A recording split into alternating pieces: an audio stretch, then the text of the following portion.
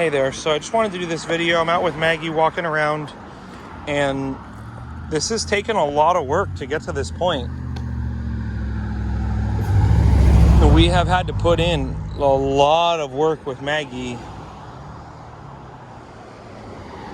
I will say probably twice as much work as it would take for a dog, typical dog of her age.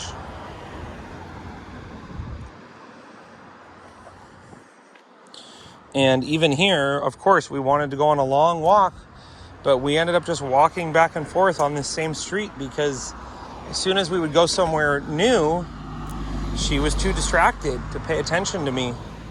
Maggie.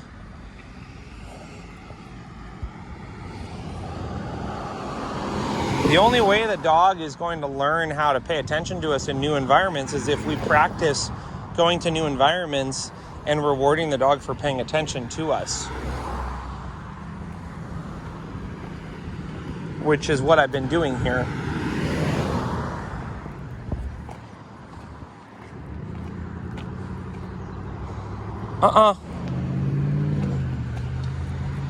The fact that she's more interested in smelling the ground than taking the treats from me is just a sign that she needs to practice going to new places. And rather than being given a bunch of opportunities to be distracted, she needs to understand that the only option is to pay attention to us and to be rewarded for that. When we take her out into a new environment and she's so distracted that she doesn't want to take treats from us, Maggie, that's kind of like taking a kid and throwing them into the deep end of the swimming pool in the attempt to try to help them become a better swimmer.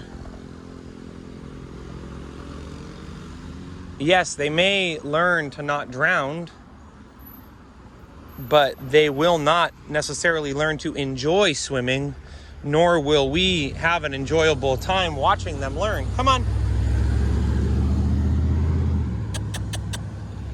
Hey. Maggie. Maggie. Maggie.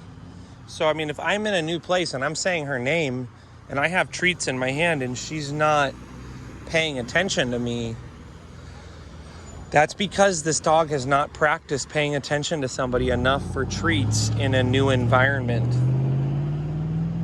So we need to commit to not taking her into places where she's too distracted.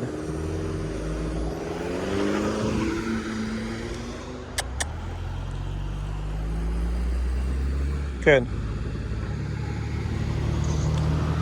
If I were to keep walking when she's ignoring me like that, I will be rewarding her for ignoring me by moving forward, which is what she wants. So if she's distracted and I continue walking, I am 100% rewarding her for being distracted. Good. If I stop like this and I just have her pay attention to me and I give her food, I'm reinforcing the need to pay attention to me. Good. The prong collar can get the dog to stop pulling, but it is not going to make the dog pay attention to us. No, come here, out of the way. Come on, hop up. Hi there.